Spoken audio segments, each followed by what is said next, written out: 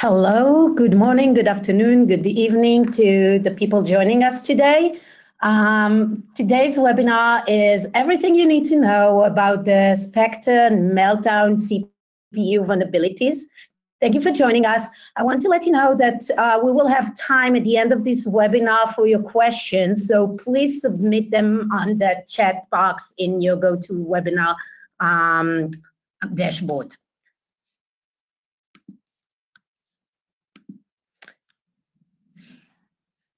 I'm very honored to have with me Jonathan Streamer-Meet, Cybereason CTO. Hi, Jonathan, how are you doing today? Hi, Lital. Thank you for hosting me today. It's a pleasure to be here with you.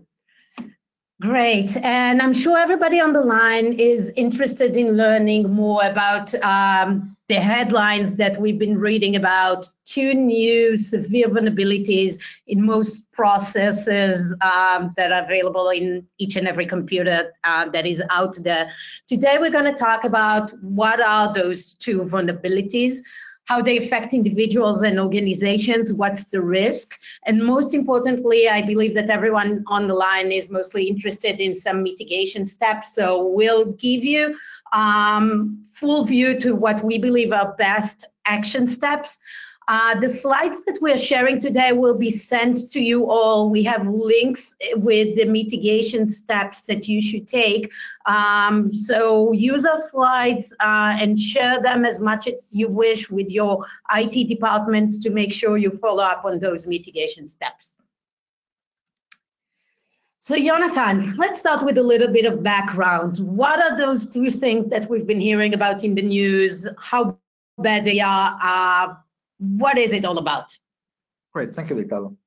The 2 new vulnerabilities, aptly named Meltdown and Spectre, are basically 2 repetition of a similar class of problems, which is allowing a low privilege, low permission application, such as a JavaScript code running in a browser, to read and potentially gain insight into the content of the kernel memory of the machine, as well as other processes' background. Let's discuss in detail what kind of the underlying vulnerabilities and how can a hacker use it.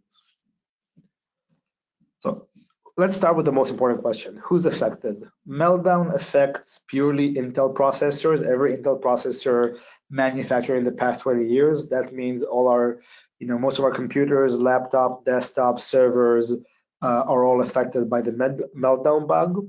And Spectre also affects, on top of the Intel ones, also AMDs and our processors.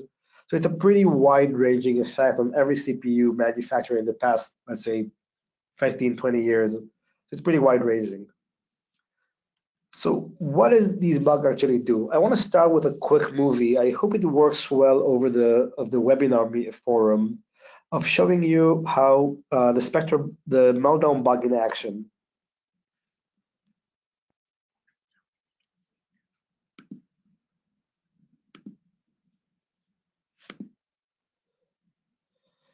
So what we're seeing right now is a sample running in one program. A different program is entering its secret password. And as you can see, the abuse of Meltdown leaks the password through another application that does not have permission to this access. Now let's stop the movie. So what is actually happening? Right, second, let's look. All right, perfect. So what is actually happening? In technical term, this vulnerability abuses speculative execution and side channels. What does that mean? Basically, modern CPU processors have a mechanism that is trying to guess. Oh. Scott Manley here. Sorry? We're getting a show here as well. You might have heard these words because they are the new hotness in. A little bit of a technical problem. Okay, I think we're back again. Thank you, Lital. Sorry. So everything is live. So what are these bugs and what do they mean for us? Basically, modern CPUs in the past 20 years try to do a performance optimization in which the CPU is trying to guess what instructions are allowed or not allowed to read and executes them. And if he's guessed wrong, he's just unwise the operation. Now, the hackers have found a way to leak information, and using this feature, leak information into the content of privileges and areas that nobody's allowed to read from. So what does that mean? Basically, it means that, again, a JavaScript or a low privilege execution process can read the current content of the kernel memory or other processors in the environment. Why is that bad? Let's understand about it. So the kernel itself contains a very highly sensitive information about the control of the machine. It's separated from our usual application or user space where all our programs are running. The kernel is what runs the machine itself and basically controls the operating machine, containing secret information such as potentially keys, password, file access, and file content, and things along these lines, which are used by the system. Basic modern security of systems are always reliant on the fact that user programs and application on low privileges cannot read or divulge and definitely cannot change the content of kernel memory. By abusing this exploit, two options are opening up for the attackers. One, which you've seen in a movie a few seconds ago, is information leak, allowing a low privilege process, low leverage application to read secret memory and leak it out. Example, you can imagine a malicious website loading custom-built JavaScript code that the user has no control over, and this code suddenly starts reading the kernel content and leaking information back to the hackers. Naturally, violates our secrecy of information in the machine. The second use case is even more severe. By abusing and leaking information within the kernel, it allows us to give information critical for the hackers to basically create and exploit further other kernel bugs, and basically breaks protection mechanisms such as kernel ASLR or otherwise to allow the hackers to completely take over the computers. On its own, it does not cause it. With a combination of more bugs and more issues, makes taking over computers substantially more easier. This is part of the severity of why these bugs are so dangerous. And Jonathan, do we know if this thing has been actually executed? What is your belief? Are hackers using it? Is this something that we believe have reached the knowledge of hackers? So all the publication of this bug so far are coming from very reputed organizations that have done what's called responsible disclosure. However, at this point, every script kiddie and every hacker in the world is currently playing with and toying with these new attacks and the open up and the potential it opens up for them to access more and more data. We're going to see a lot in the next couple of months to years, abuses of something similar. And the concept introduced here are really new ideas in cyber offenses on how to attack computers. So we're going to see more of these and more of these similarities in the future. That's part of why mitigation here is so critical. Even if to date it's has not been abused, it will absolutely be abused from now on. Definitely. So let's talk about detection. Is exploitation of this bug can be detected with the tools we currently have today? So that's one of the pretty nefarious things about these particular issues and these particular bugs. They basically run undetected. There's no interaction between the program and the operating system it uses, at least for Meltdown case. Spectre is a bit different. But for Meltdown and Spectre, most of the time, the use is really running within the JavaScript engine or the container that runs the non-privileged application with no traceable elements that can be detected and found by users. As far as we know right now, no security solution can detect these abuses. But the beautiful thing about it is while detection is very, very hard, prevention and mitigation is actually something within the realm of doable. So let's transition to talk about how should our audience protect themselves against this. It falls down into four major categories. The first, of course, has to do with OS patching. The second has to do with updating to cloud services, hardware firmware updates, and then, of course, checking your antivirus compatibility. We'll talk about each of these in a second. The most important step is patching your OS. All three major operating systems in the use, Windows, Mac OS, and Linux, have released patches to their operating systems to mitigate this risk. They do this by introducing another layer of separation between user programs and kernel programs in a way that makes kernel memory not only unreadable for users, but also you can think of it as also that it's not there. Basically, the kernel memory disappears from the users. Not only and not allowed to read it, it's just not there for it. However, in the Windows case, this patch breaks a lot of known antivirus programs. So Microsoft chose an interesting strategy in how to distribute this patch. This patch is distributed to all customers with pushes an urgent security update on Tuesday. However, the patch is by default set to off.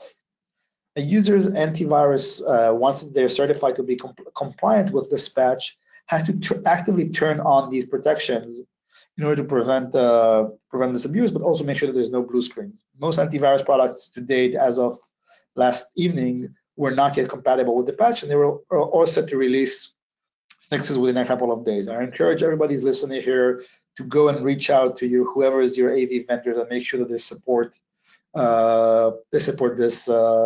this patch. And the shameless plug, Cyber is an upcoming NGAV solution, of course, supports it and activates this protection.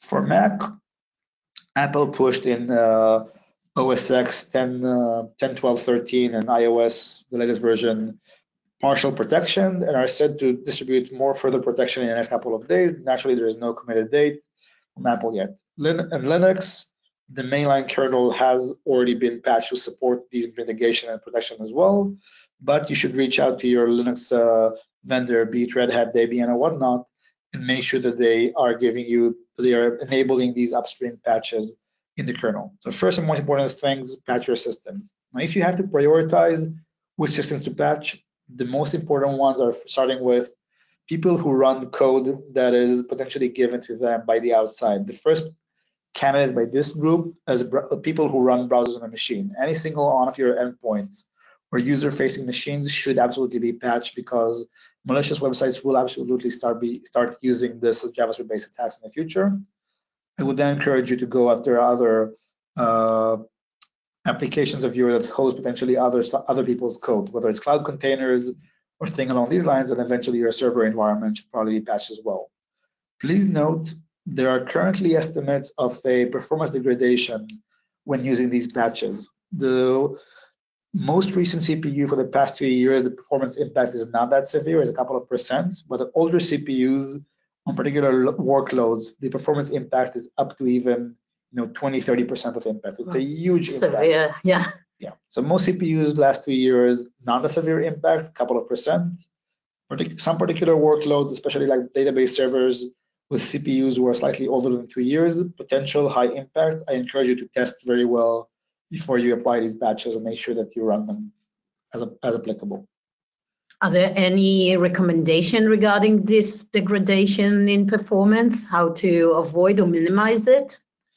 So generally, the expectation is that the industry as a whole will optimize their use case toward being more friendly and appropriate to these patches. What's coming out right now are just the first mitigation from the OS vendors to make sure that they're not vulnerable. Over time, they will get better. Generally, for endpoint machines, the risk is not worth it. You should absolutely patch your machines. Database servers and things that have a lot of disk interaction, you might consider pushing it for a bit. Be careful on the kind of load you're running, and if it's a virtual environment, a physical environment, there's a lot of consideration here. Definitely. Moving forward, firmware, what should be done there? Yes, so Intel has repeatedly said that over the next couple of weeks, they will be distributing firmware version, which is basically the code running within the CPU that controls the CPU to help mitigate and, in their words, immune the systems to most of these attacks. Now, Intel does not actually provide you with patches to your system. What they do is send it to the computer vendors. So for example, if you buy a computer from HP or Dell, you should absolutely reach out to them and ask them, is there a firmware update that contains these Intel mitigations as part of the code? Reach out to them and ask them, can they give you information about the release of these patches to your systems? And you mentioned browsers before, so let's talk specifically about them. Perfect. So a lot of it is also coming to do with, can we prevent the actual abuse of these bugs? Not their occurrence, but can we prevent their abuse? Both Chrome and Firefox are pushing right now mechanisms that help prevent the ability for these attacks to actually be abused by preventing the ability to extract information that the machine is not trying to give you. There are links in this presentation we will share with you about both Chrome and Firefox, Firefox-specific fixes, again, to prevent basically the abuse of these features. Be careful to apply other, OS bugs and features and patches, and of course browsers for vendors. The browser is going to be your weakest point in the next couple of months. And I assume we have a lot of admins, security analysts on the line listening. Is there a way those things can be scaled up on an organizational level rather than going one by one and asking the users to apply those? Absolutely. Most of these, both the Chrome server version and the Firefox version, will become part of the official version in a very, very short-term future. Those who are very critical for the solution right now, both the Chrome version and I believe the Firefox as well, are allowing you to basically activate these experimental features right now on a registry basis. You can use your things like SCCM to distribute these kind of patches and help send it throughout the organization. Excellent. Let's touch quickly before we go to the many questions that we have. We want to be mindful for the time on a Friday afternoon. Tell us a little bit about the cyber reason approach for solving those kind of issues. Obviously, you get new kernel bugs. Visibility is limited to this area. What do EDR in general and specifically cyber reason can bring in when those kind of things are in question? Perfect.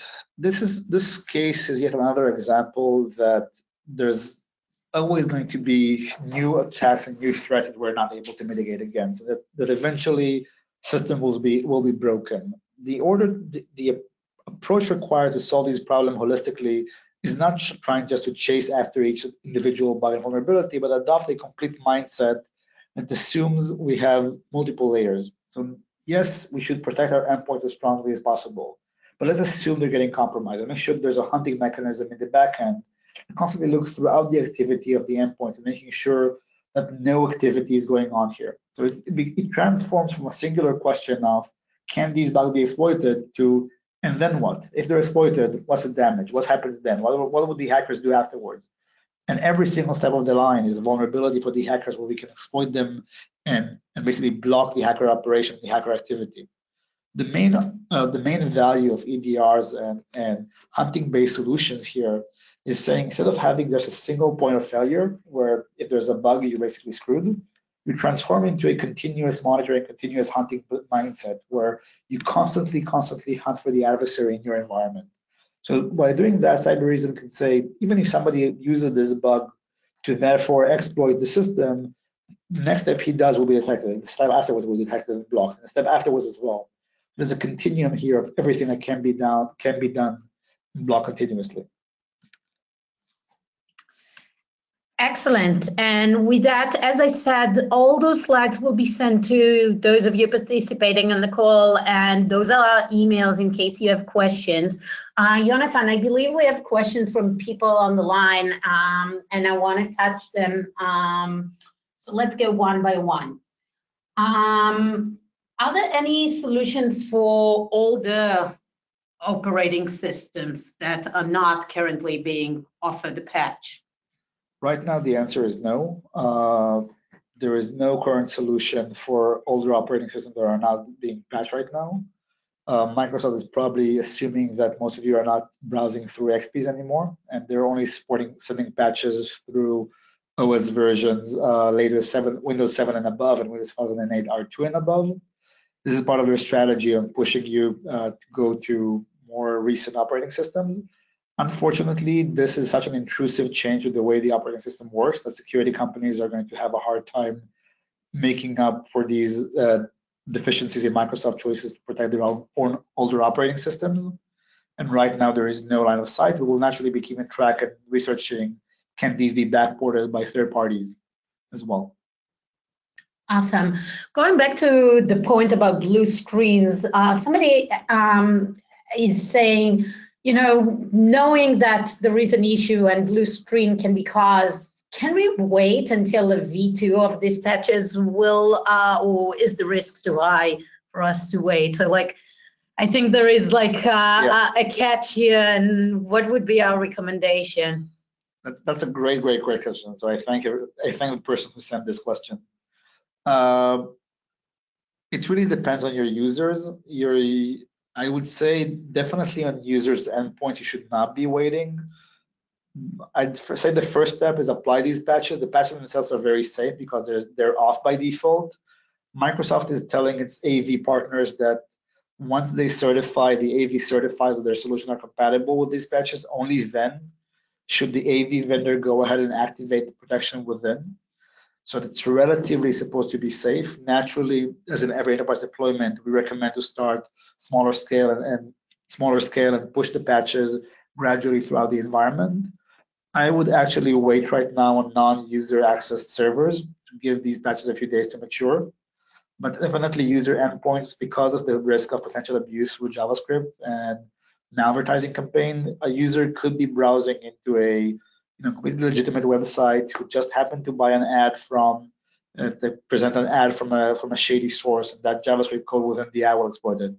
So I wouldn't wait too long with these patches. Another question that is coming, we see vendors releasing patches from the chip manufacturer as well as the OS vendors, as we mentioned before. Are both needed for total remediation, or is it okay if we use one of the other? That's a great question. So this is where the two attacks start to differ from each other. Meltdown is the attack that's much easier to abuse, much easier for the hackers to take advantage of, but also much easier to protect against at the operating system level. So these are basically solved by the operating system vendors, Microsoft, Apple, and the Linux Foundation, pushing their KPTI patches, kernel page table isolation. The Spectre attacks are slightly more complex to solve at the OS level, and this is where the firmware code starts to come into place. So again, Spectre is definitely substantially harder to exploit, but it will be exploited as well. And this is where the firmware updates is going to be more impactful. Great. Another question. Some network security firms have developed signatures for detecting JavaScript exploitation of such attacks. Do you think this would be effective? Generally, I think no. The signature-based solutions around this attack are still very nascent.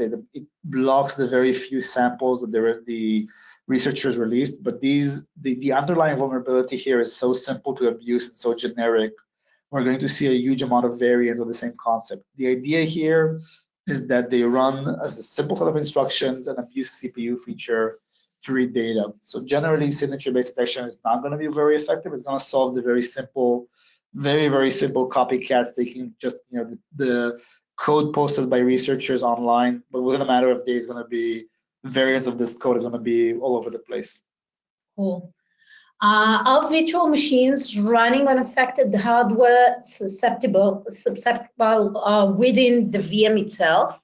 So Spectre has the potential to allow a guest machine, a virtual machine running within a host, to actually get access to content of memory of other guests on the machine or the OS itself. This is why you're going to see in the next couple of weeks that the cloud vendors are going to be restarting and patching their own hardware and telling you that they need to bring server for maintenance. We've already seen this happening for both Amazon and Google clouds, where they're bringing down for server maintenance in order to patch the underlying system for these kind of vulnerabilities. If you're hosting your own containerized sources or virtual machines on your own hardware, you should definitely patch the host machines against both Spectre and Meltdown. Okay, we have more technical questions coming in. Will the systems and servers require a reboot after these patches? Do you know that? Yes, the Microsoft patches do require a reboot. I believe the Linux one as well. I have not verified the latter question. But the Microsoft patches definitely require a reboot. It's a pretty substantial way to change the way the kernel operates. Another question coming is, what is the common vector for those attacks? Is it the JavaScript that we talked about? Is there another common vector?